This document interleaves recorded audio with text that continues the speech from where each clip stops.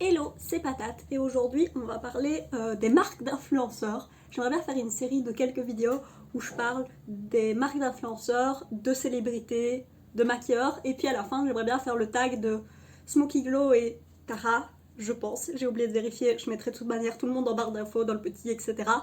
Coucou, si vous me connaissez pas, je suis étudiante donc j'ai aucun budget pour acheter du maquillage mais j'aime quand même beaucoup l'art qu'il y a avec le maquillage, l'artistry. Je sais pas le mot en français, on est bien parti. Mais du coup, comme j'achète rien, bah, j'aime bien en parler, comme je vais faire aujourd'hui, mais aussi utiliser ce que moi j'ai, essayer d'être créative avec ce que moi j'ai. Sur ce, je pense qu'on peut y aller. Et j'ai décidé de découper les marques en différentes catégories. Et on va commencer par les marques que je considère. J'ai fait la première marque, c'est juste non.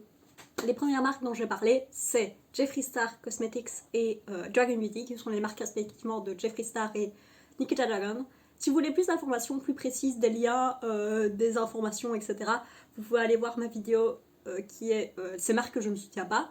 Mais je vais faire un rapide récap qui est les raisons, mais pas les raisons que moi je ne soutiens pas ces marques-là, mais pas des preuves, etc., que ces raisons sont vraies. Si on peut dire ça comme ça. Genre, c'est juste des raisons. La preuve est laissée au lecteur. J'ai fait une blague. Désolée, c'est une blague de science. Ah. Du coup, Jeffree Star, racisme. C'est lui qui crée tous les dramas, genre la majorité des gros dramas sur le YouTube beauté. Le fait qu'on dise ah machin, les gens qui ont le plus de drama, c'est les youtubeurs beauté, c'est la faute de Jeffree Star. Et en plus, Shaun Dawson, voilà. Mais racisme, majoritairement. Et Dragon Beauty, blackfishing, racisme, appropriation culturelle. C'est déjà pas mal. Donc c'est des personnes, ces marques-ci, c'est des personnes que j'ai pas envie de soutenir la personne qui possède la marque. C'est pas la marque en elle-même que je suis en mode oui, non, c'est juste la personne qui possède la marque, j'ai pas envie de lui donner mon argent, donc je les soutiens pas. Et voilà, c'est pour ça que c'est dans cette catégorie des non. La marque suivante, c'est Jaclyn Hill Cosmetics. Alors, Jaclyn Hill, c'est pas, je l'ai pas encore rayé à jamais de la carte en disant cette personne est décrétée comme une personne mauvaise par rapport à Jeffree Star et Nikita Dragon que je finis. Voilà. Jaclyn Hill Cosmetics, Jaclyn Hill en elle-même, je suis dans encore une chance. Jaclyn Hill Cosmetics, non. Il y a eu 2 sorties, dont le Lipstick Gate. Si vous ne savez pas, en gros, elle a sorti une ligne de rouge à lèvres neutre et ces rouges à lèvres avaient des bouts de plastique, des trous, des défauts de packaging, des bouts de métal, je pense. Il y avait peut-être des super moisissures, je ne sais plus. Tout ce qu'il y avait, mais c'était une horreur. Ils ont été obligés de reprendre tout. Enfin, ils ont offert, ils ont remboursé tout le monde et ils ont ramené tous les produits. Voilà, c'est pas une bonne sortie. Et la deuxième sortie qui a été faite, c'est les highlighters. Ça, j'en ai entendu du bien, j'entends encore des gens qui en disent du bien. La sortie, c'est très bien faite, mais elle a rien fait depuis, bah, du coup, 2019. Je crois que les highlighters, c'était les fêtes de 2019. Donc, pour le moment, moi, c'est une marque que j'ai pas envie de soutenir et que je suis en mode, bah, avec une première sortie aussi problématique que ça, complexe. La dernière marque dans la catégorie non, c'est Naturium. C'est la marque de Mixed Makeup, je sais plus son vrai nom. Et ce qui s'est passé, c'est que la marque est sortie et que donc elle est PDG de la marque foncièrement. Et elle a envoyé des produits à d'autres influenceurs comme Iram et James Welch, c'est les gens que moi j'ai suivis. Elle a aussi été sur des groupes Facebook où elle a dit hey, il y a cette nouvelle marque là qui est super, genre des groupes Facebook de fans de sa chaîne, vu qu'elle de base elle avait une chaîne skincare. Et ces gens ont tous donné des super reviews, sauf que quand elle a envoyé tous ces produits là, elle a pas dit que c'était sa marque elle. Elle a juste dit oh bah c'est une nouvelle marque, pas cher, bien tout ça. Et elle aussi, sur sa chaîne et aussi sur les posts Facebook, a dit voilà, j'ai trouvé cette marque là, elle est super, sans dire que c'était sa marque elle.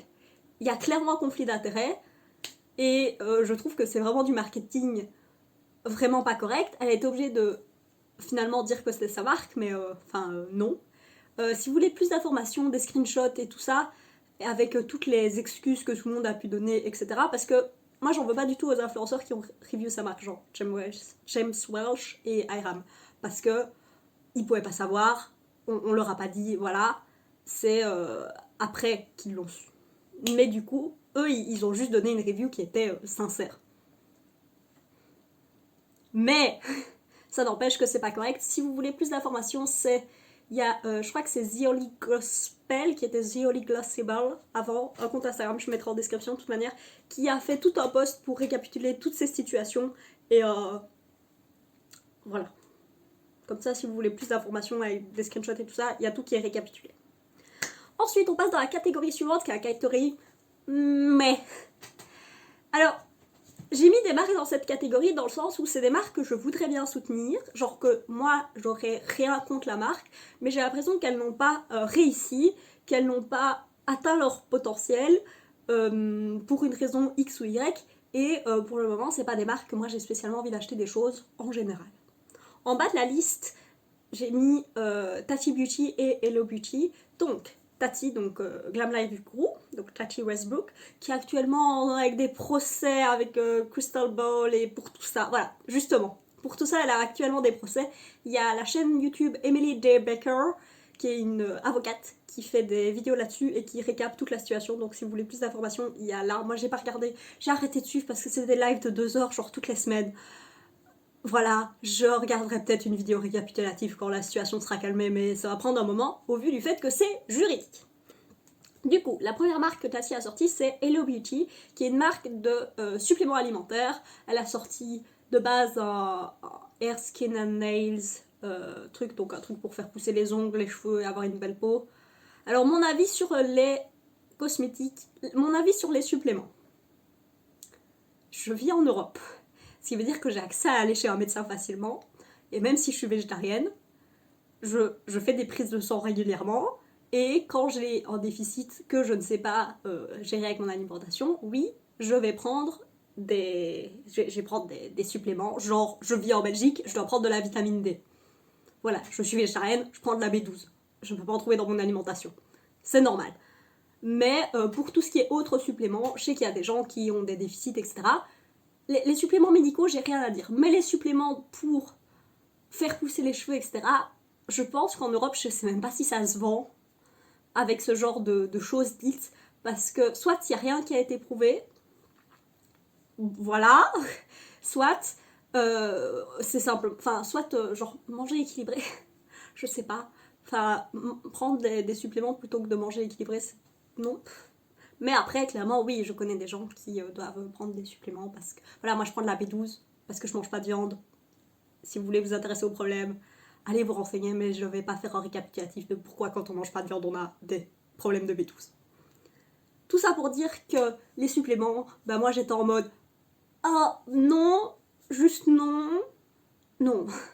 Et en plus avec le principe, c'est que c'est ces vitamines-là qui ont fait tout le drama Guédon 1 avec James Charles et tout ça, et puis le Carmageddon de l'année passée, parce que c'était la suite de ça. Enfin, ces vitamines ont fait beaucoup de problèmes.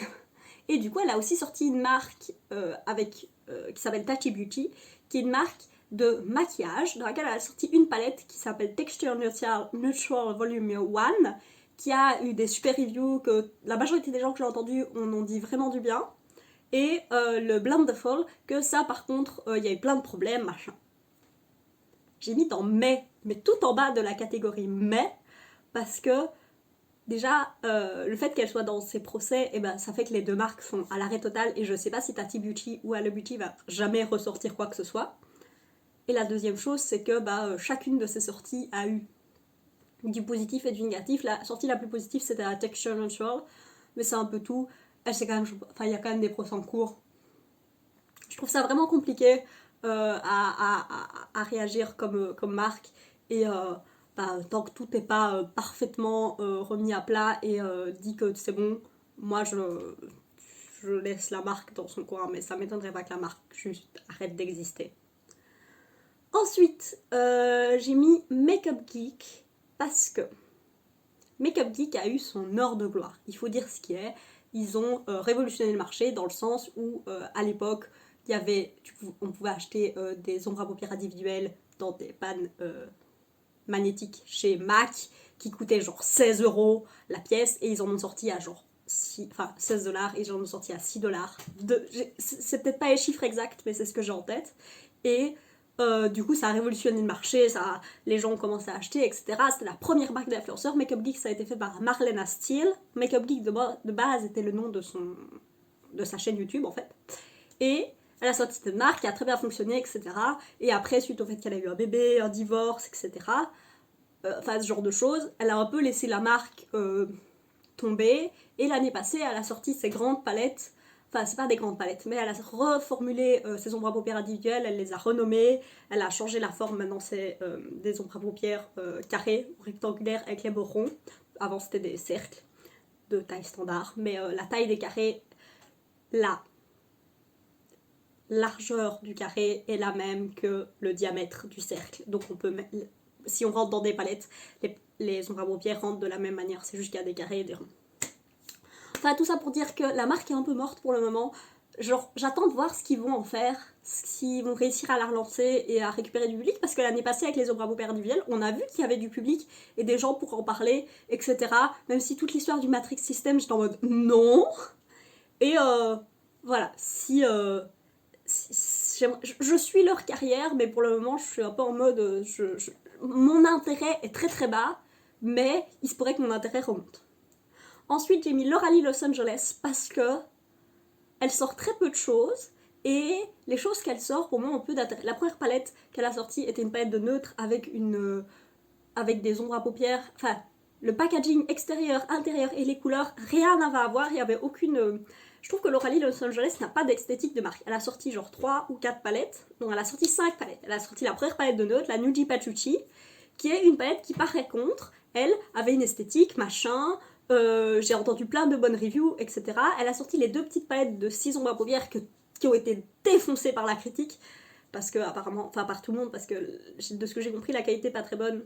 Et elle a sorti la Nuji Pachuchi 2, qui est dans le même packaging que la toute première palette, mais avec des couleurs qui ressemblent à la Nuji Pachuchi. Je ne vois pas l'intérêt d'avoir les 2 palettes, et je vois pas l'intérêt de sortir une Nuji Pachuchi 2 si c'est pas pour aller plus loin dans le concept, comme genre les séries des Nikit ou des Chocolate Bar chez Too Faced. J'ai un peu l'impression que la marque, elle sait pas où elle va. Une des rares autres choses qui sont sorties, c'est genre des pinceaux, je pense, peut-être des produits lèvres, mais il n'y a pas grand chose comme sortie. La marque n'a pas d'esthétique, je sais pas vers où ils vont. Je suis ce qu'elle fait, mais sans grand intérêt. Et le fait que Lauralie ne fasse même plus des vidéos beauté, ça fait que c'est un peu. Enfin, je suis en mode, pourquoi est-ce que tu continues à avoir une marque? Un peu perdu. Ensuite, j'ai mis One Size Beauty, qui est la marque de Patrick Star, qui a fait la pire première sortie possible. Donc, le principe, c'est que One Size, je sais pas si c'est Patrick Star qui possède la marque de manière indépendante, ou si c'est une marque qui est possédée par un grand groupe, je ne sais pas, parce que la marque est sortie directement chez Sephora, et en général, dans ce genre de cas, c'est des grands groupes. Mais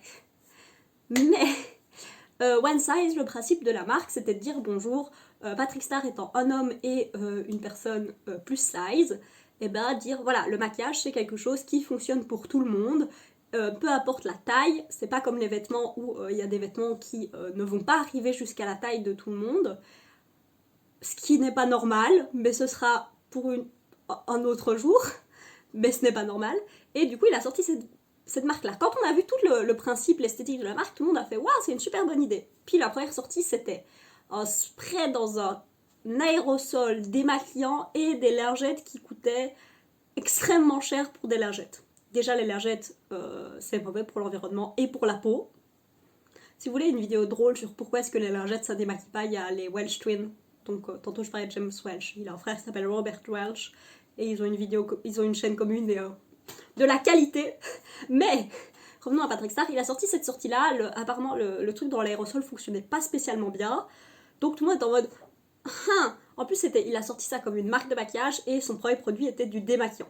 Ensuite, il a sorti une palette qui, de ce que j'ai entendu, a des bonnes reviews, mais a des couleurs très neutres, un peu osef. Enfin, selon mon avis, hein. Je ne dis pas que si, genre actuellement j'ai un maquillage super neutre, mais et je dis pas, mais moi genre je suis pas quelqu'un qui voit l'intérêt de sortir des palettes de neutre avec un pop de bleu en 2020, mais c'est mon avis. Et toutes les, genre j'ai pas entendu beaucoup de gens parler de ce qui sortait entre temps. La seule chose dont j'ai entendu pas mal parler, c'était la, et encore j'ai pas vu des reviews, mais j'ai entendu des gens en parler dans les vidéos genre Will I Buy It. C'était la poudre, parce que Patrick Star est vraiment connu pour être quelqu'un qui bake partout sur son visage, etc. et qui utilise énormément de poudre quand il se maquille. Et le fait qu'il sorte une poudre, en plus il l'a sortie en plusieurs tons, enfin en plusieurs teintes pour couvrir vraiment tout le monde. Je trouvais ça vraiment, vraiment mieux. Tantôt, j'ai pas parlé des produits, mais Nikita Dragon, l'esthétique est super. Au-delà du fait que toute manière je les soutiens pas, l'esthétique est acquis. De genre, personnellement, c'est du maquillage de chez Claire. Enfin, je trouve que c'est du maquillage chez pour être chez Claire. Et elle a sorti une poudre, genre une poudre super claire, avec genre un peu rose, neutre et jaune, mais juste une poudre claire. Une poudre, genre, c'est la définition de ce qui va faire un white cast sur quelqu'un avec la peau foncée. Non, surtout quand tu fais de l'appropriation culturelle et du blackfishing. Il y a un moment, sort des produits que tu peux porter quand tu portes 4 tonnes de self-tanner. Et Jeffree Star, avant les gens ils disaient oh là là, mais je continue à acheter des Freestar Cosmetics parce que même si c'est une horrible personne, et ben les produits ils sortent de l'ordinaire. Maintenant, il sort des produits ordinaires avec des énormes palettes avec les couleurs qui se répètent et avec des thèmes comme Orgy et je sais plus si c'était sur la mort ou Cremated. C'est ça les deux palettes. Non, à partir du moment il veut juste que les gens les achètent pour faire une vidéo. Oh mon dieu, mais voilà. Et de toute manière, Jeffree Star est en train de perdre de la vitesse parce qu'on voit tout le temps ces palettes qui sont genre à moitié prix ou achète une, gagne l'autre à moitié prix, etc. La marque est en train de mourir et je suis très heureuse. Enfin, je souhaite pas le malheur aux autres, hein, mais je trouve pas que c'est une marque correcte. Et tout en haut, donc on revient dans ma catégorie mais, après cette parenthèse, parce qu'aujourd'hui apparemment je ne sais pas faire des choses dans l'ordre, dans la catégorie mais, tout en haut, j'ai mis Dominique Cosmetics. Pourquoi elle n'est pas dans les bonnes marques, selon moi, les marques intéressantes, c'est parce que elle a sorti une palette qui est la latte, ou la première palette latte, qui a eu des reviews mais extraordinaires, tout le monde adore cette palette, mais toutes ces autres, la Berries and Cream a eu pas des mauvaises reviews, mais toutes les autres palettes ont eu des reviews genre mais. Par contre les rouges à lèvres qu'elle a sortis et les crayons, ça ils sont magnifiques. Et ça, ils sont sur ma liste de choses que j'achèterai jamais, mais qui resteront sur ma liste de choses, genre dans mes favoris. Mais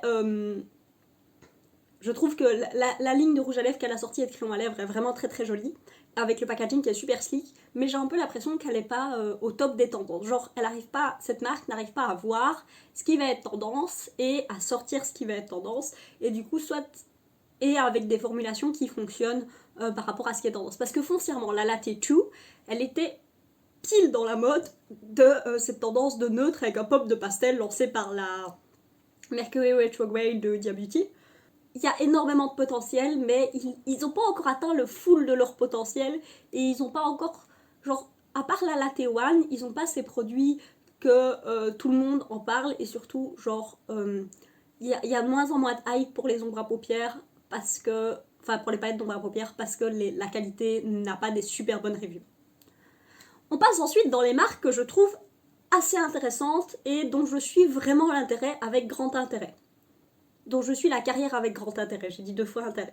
Celle que je vais mettre par contre en bas de la liste, c'est Huda Beauty de Huda Kattan. Simplement, la marque fonctionne super bien et je trouve que la chose qui montre qu'une marque à arriver à ce statut, c'est que les gens l'achètent sans connaître l'influenceur. Huda Beauty est en bas parce que pour moi, déjà il y a son nom, il y a ses yeux sur toutes les palettes, sur beaucoup de palettes, et voilà, son image est extrêmement associée à la marque. Et surtout, c'est pas du maquillage pour moi, c'est du maquillage pour Instagram, et c'est pas du tout ce que je porte. Bonjour, j'ai même pas de fond de teint, j'ai juste un tout petit peu d'anti-cerne. Et c'est tout. C'est pas du tout le style de maquillage, c'est un maquillage très full coverage, full glam, tout ça, et c'est pas mon style. Donc moi ça m'intéresse pas. Et en plus il y a toutes les... Jackie Chan a eu quelques petites controverses. Et du coup ça me donne pas spécialement envie de suivre la marque et le statut cruelty free est compliqué, mais j'ai pas parlé de statut cruelty free dans cette vidéo. Si vous voulez mon avis sur les statuts cruelty free, il y a toujours dans ma description. Même si les lois sont en train de changer, je comprends rien. Mais quand j'aurai compris, je referai un update de ça. C'est compliqué. Du coup, ensuite, j'ai mis Exo Beauty, qui est la marque de Shaaanxo, qui a sorti pas grand chose. C'est une marque qui est très jeune, même si on va parler de marques encore plus jeunes après. Mais les palettes qu'elle a sorties, je trouve que c'est des palettes qui sont pile dans la tendance de neutre avec un twist, neutre avec du... Genre la dernière palette qu'elle avait, c'était neutre avec un twist, du vert. Toutes les tendances, la palette était vraiment très jolie. J'ai vu aucune review, donc j'ai aucune idée de la qualité, mais je trouve que les quelques palettes qu'elle a réussi à sortir avaient vraiment de l'intérêt, selon moi. Ensuite, il y a Vive Beauty, qui est la marque de Jamie Genevieve, qui est une influenceuse anglaise, du Royaume-Uni, en tout cas. La marque est accessible sur Cult Beauty, donc c'est pas rien. Et c'est une marque qui vise un petit peu plus luxe comme packaging. Un peu plus... oui, c'est ça, c'est une marque qui vise un petit peu plus luxe, neutre, maquillage de tous les jours, glam, mais pas trop. Voilà. Je trouve que la première sortie qu'elle a fait, le packaging était magnifique. La palette d'ombre à paupières était, pour une palette de neutre, plutôt vraiment jolie, avec genre un moutarde qui est genre la couleur à mettre dans une palette de neutre. Et je trouve que ça allait, mais j'ai entendu quelques reviews pas très positives, genre sur l'highlighter, j'ai pas vu spécialement des reviews positives. J'ai vu des reviews positives sur la palette, mais j'ai vu des gens qui l'ouvraient pour la première fois à la caméra et qu'il y avait des ombres à paupières qui tombaient, genre la panne entière, même pas juste l'ombre à paupières qui tombe de la panne, non, le fait que c'est la colle n'est pas assez forte, et du coup qu'elle tombe, juste le fait de lever l'ombre à paupières, pour une palette assez chère avec un marketing assez luxe et genre je sais pas si c'est du vrai ou je crois que c'est du faux cuir sur les packaging, c'est un peu bof. Et il y a et les rouges à lèvres pareil, je crois que c'est Angelica Nyquist qui avait dit qu'elle avait vraiment eu du mal à comprendre les couleurs sur le site, donc il y a quelques trucs qui la gardent un peu en arrière, mais je trouve que cette première sortie était tellement le marketing, etc. était tellement nickel et j'en ai quand même entendu pas mal du bien que je l'ai quand même mis dans les marques bien. Ensuite, je vais mettre Persona Cosmetics, qui est la marque de Sona Gasparian, qui est une youtubeuse vieille, pas dans le sens qu'elle est vieille, que sa chaîne a un certain nombre d'années.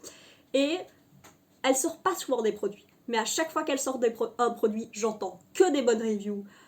Les gens l'utilisent pendant des années. Ça fait combien d'années que ces gloss et ces rouges à lèvres liquides ils sont sortis? Je ne sais pas, mais j'entends toujours des gens dire que c'est leur formule favorite de gloss et de rouge à lèvres liquide. Quand elle a changé le packaging de la palette Identity One, j'ai entendu des gens qui la recevaient en PR et qui étaient en mode ok, c'est devenu ma nouvelle palette favorite alors qu'elle est sortie il y a genre 3-4 ans.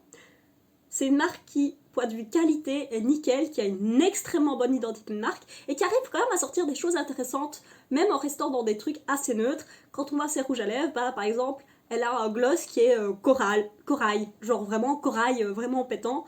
La palette Identity 2, je trouve que les ombres à paupières sont... L'harmonie de couleur est vraiment jolie, avec ces tons un peu plus foncés, plus jewel tones. Voilà, on a envie de les swatcher et de faire des looks vraiment foncés et smoky, mais apparemment j'ai entendu que la palette était très versatile, donc moi je trouve ça cool. Je suis vraiment à la carrière de Persona Cosmetics avec beaucoup d'intérêt, mais je pense qu'en Europe c'est genre inaccessible. Je pense que si elle était en Europe j'aurais peut-être un truc de la marque, mais c'est inaccessible, donc compliqué. Mais je trouve que vraiment elle a vraiment bien réussi à faire une marque intéressante. Un peu sur le même genre de palier, j'ai mis M Cosmetics, donc la marque de Michelle Phan, qui est une esthétique. C'est une marque qui est... c'était une marque du no make-up avant que TikTok arrive et que ce maquillage très léger soit à la mode, mais du coup, la marque fonctionne super bien avec ce genre de maquillage, je trouve que les couleurs qu'elle sort sont des couleurs qui sont pas ce qu'on voit tous les jours. Genre, ses rouges à lèvres liquides, elle a ces couleurs, oui c'est ça, qui sortent un peu de l'ordinaire, qui ont une touche de c'est pas les couleurs que tu vois d'habitude. Faded Clementine étant l'orange dans lequel on a envie de plonger et s'y perdre. J'ai entendu que du bien des formulations. Je me souviens, genre, c'était l'année passée, peut-être au favori de l'année 2019, il y avait tout le monde qui était en mode « Waouh, le gloss Morning Dew, je pense, le gloss transparent de M Cosmetics, c'est mon préféré. » Et pour que les gens disent « Ce gloss transparent-là est mieux que tous les autres gloss transparents que j'ai essayé », c'est énorme, parce que tout le monde n'en a rien à faire d'habitude d'un gloss transparent, et c'est même plus à la mode, et tout le monde a quand même adoré ça, donc M Cosmetics, les ombres à paupières, c'est pas pour moi, mais tout le reste, je suis vraiment la carrière avec grand intérêt. L'avant-dernière marque, qui est pour moi en haut de cette liste, c'est Auric de Samantha Ravender. La première fois où j'ai filmé cette vidéo, c'était il y a un moment, la marque était dans les marques qui vont sortir, mais entre-temps elle est sortie, et waouh. Donc le principe de Auric, c'est de faire une marque de luxe, d'où les prix qui sont chers. C'est logique. C'est la même chose que quand Squeezie a sorti des t-shirts. Ces t-shirts coûtaient cher parce qu'ils voulaient faire de la qualité. Et pas faire de la fast fashion. Et ben Auric, c'est la même chose. La tranche de marché qu'elle vise, c'est le marché de luxe. Mais qu'est-ce qu'elle veut faire dans ce marché de luxe? Elle veut faire du cruelty free. Il n'y a pas des marques de marque cruelty free. Elle veut faire des marques avec de la fabrication éthique, personne fait ça, et surtout une marque inclusive, parce que vraiment personne n'est inclusif dans les marques chères, parce que de toute manière les personnes de couleur elles sont pauvres, j'en sais rien. Ah, je m'énerve trop. Mais du coup, Auric a sorti 2 produits, et elle a sorti un enlumineur un peu à la Flawless Filter de Hollywood Flawless Filter de Charlotte Tilbury, qui est un produit multifonction qui peut servir comme highlighter en dessous du fond de teint, au-dessus du fond de teint, qu'on peut mélanger avec une crème, ce qui fait qu'elle a une touche de couvrance, et que ça peut faire genre une crème teintée avec beaucoup d'enluminure, ou alors le porter avec son fond de teint, etc. C'est un produit super qu'on peut utiliser dans plein de choses. Et le packaging, les boîtes, juste les boîtes sont magnifiques. Elle a aussi sorti des pots, un peu comme Tom Ford, mais beaucoup moins cher que Tom Ford, parce que même si c'est du luxe, c'est pas ce niveau de luxe. Donc c'est un pot avec de la crème en dessous et une ombre à paupières au-dessus transformative avec une base transparente. Et du coup, ça veut dire que c'est des produits qu'on peut utiliser juste la crème, ou mettre l'une sur l'autre, ou utiliser l'ombre à paupières au-dessus dans d'autres choses, etc. C'est des produits très versatiles qu'elle a fait de manière à pouvoir être sur un maximum de teintes peau différentes. Il y a des gens qui étaient en mode « Oh là là, il n'y a pas assez de teintes claires !» Non, c'est juste que d'habitude, il y a trop de teintes claires et que c'est pas réparti de manière égale. Là, c'est vraiment réparti de manière égale. Et les gens qui râlent parce que ça n'a pas assez foncé, c'est une possibilité, mais elle a déjà été beaucoup plus foncée que genre toutes les marques. C'est déjà pas mal inclusif. Personne ne peut être parfait. Genre, pour moi, l'effort est déjà énorme. Et les gens qui râlent parce qu'il y a 8 teintes. C'est pas du fond de teint, c'est de l'enlumineur. Vous connaissez beaucoup de teintes d'enlumineur avec 8 teintes. Et au début de sa vidéo, il y avait une vidéo promotionnelle avec différents mannequins, etc. Et c'était raisonnablement inclusif, dans le sens où c'était inclusif point de vue couleur de peau et genre. Point de vue taille, donc plus size, etc. Non, mais c'était déjà pas mal inclusif. Donc, Auric, je suis de la carrière avec grand intérêt. Est-ce que je vais acheter quelque chose? Certainement jamais, parce que acheter du luxe, c'est trop cher pour moi. Et la marque qui est en tout en haut, qui dépasse toutes les autres, qui est la meilleure, enfin pas la meilleure, mais qui a dépassé son statut de marque d'influenceur le plus, c'est Lunar Beauty, la marque de Manny MUA. Les palettes sont magnifiques. J'entends encore des gens parler de la Moonspell ou de la Strawberry Dream. Genre, la Moonspell, c'est sorti en octobre 2019. Et les gens en parlent toujours autant. La Strawberry Dream, elle est sortie encore avant ça. Quand la Lunar Eclipse est sortie cette année, il y a... c'est Lunar Eclipse? Je ne sais plus. Enfin, la palette avec la lune et qui était avec des tons froids. Et justement, il a les teintes qui fonctionne sur le moment. Il a sorti une palette de tons froids avec un pop de bleu, de gris et de la texture. C'est pile ce qui est dans les tendances. Et même ses autres produits, genre les glosses, j'entends tout le temps des gens parler du bien de ces glosses. et de ces highlighters, moi, et même la palette de blush. J'ai entendu bien tout le temps, j'ai envie d'avoir la palette Moonspell, mais c'est beaucoup trop cher pour... Mais c'est beaucoup pour mon budget. Surtout que j'ai déjà ces couleurs, donc ce serait pas une très bonne idée. Mais qu'est-ce que j'ai envie d'avoir cette palette. Et ouais, Lunar Beauty, c'est vraiment la marque qui, à chaque fois qu'il sort un truc, tout le monde est en mode ultra hype. Et c'est trop bien. Voilà. Je vais juste vite fait parler à la fin de cette vidéo. Enfin, ça va encore faire un certain nombre de minutes, mais on va dire que c'est la fin de la vidéo. Des marques qui, on sait que la marque arrive, mais elles n'ont pas encore été révélées. Et j'ai mis la marque de James Charles. Je vais essayer de la retrouver, cette photo, ce tweet qui disait que sur la cover de Vogue qu'il a fait, il utilisait le produit de sa propre marque. Au vu du fait que James Charles fait du maquillage raisonnablement artistique, intéressant et coloré, je suis intéressée de voir ce que ça va donner. On verra bien, à savoir que genre la seule collab qu'il a fait, ça reste une palette arc-en-ciel qui est parmi les 2 palettes de Morphe que tout le monde aime. Enfin, même si maintenant l'original Jaclyn Hill a changé de formule, du coup tout le monde les gens ne l'aiment plus. Mais voilà. Et il y a Bad Habit Cosmetics, qui est la marque de Emma Chamberlain, qui est une marque de... Emma Chamberlain qui a déjà une marque de café, je pense, et qui... Les gens ont dit que c'était cher pour ce que c'était, mais que voilà. Moi, je ne sais pas, je bois pas du café. Mais elle sort une marque qui s'appelle Bad Habit Cosmetics. Déjà, je suis assez étonnée parce que Bad Habits, c'était une marque avant qui faisait des dupes de palettes chères. Genre, il y avait des dupes Natasha Denona et Anastasia. Et à l'époque, ils avaient même fait je crois qu'ils avaient fait une dupe de la palette Tarte bleue qui n'est jamais sortie. Genre la palette... la blague de 1er avril. Donc je trouve ça étonnant comme nom de marque. Après, peut-être qu'elle ne sait pas que ça existait, cette marque n'existant plus de toute manière.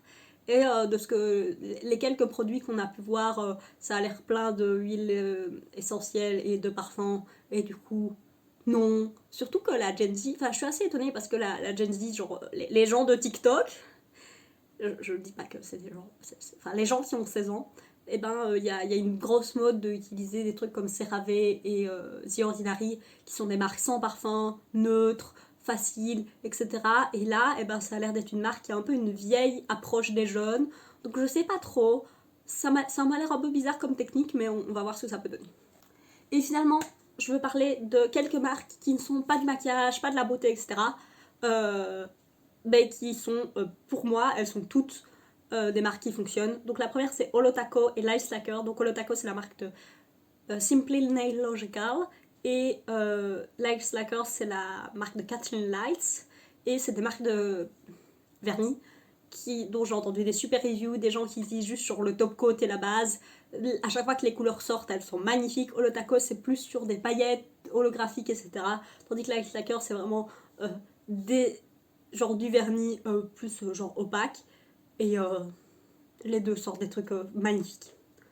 Et ensuite, on a Forever Mood, qui est la marque de Jackie Aina, qui est une marque de candle, de bougies. Et de ce que j'ai entendu, tout le monde a dit du bien. J'ai vu plein de gens qui trouvaient que les odeurs étaient vraiment des odeurs qui étaient sophistiquées, intéressantes, qu'elles brûlaient super bien, que l'odeur se répandait super bien dans la pièce. Je trouve que ça représente bien, genre, je trouve que c'est une bonne idée parce que c'est une partie de... Enfin, toutes ces marques-ci, dans cette petite dernière catégorie, c'est des parties de la beauté qui ont toujours été associées au YouTube beauté, mais qui n'étaient pas, genre, les choses les plus mises en avant. Et les bougies, clairement, ça rentre parfaitement dans cette niche-là. Et moi, je trouve ça vraiment cool. La dernière marque, ce sont les lunettes de soleil que Daisy Parking a sorti. Je crois que la marque s'appelle juste Daisy. Et bah, clairement, elle a fait plusieurs collabs avec Keith Australia pour faire des lunettes de soleil. Et là, elle sort sa propre marque. C'est logique. Ça rentre aussi dans les trucs de beauté. Ça lui ressemble super bien. Les modèles que j'ai vus lui ressemblent super bien. C'est une bonne idée. Voilà. Je trouve que ces marques-là, c'est des marques qui ont réussi à être juste des bonnes idées. Voilà. Sur ce,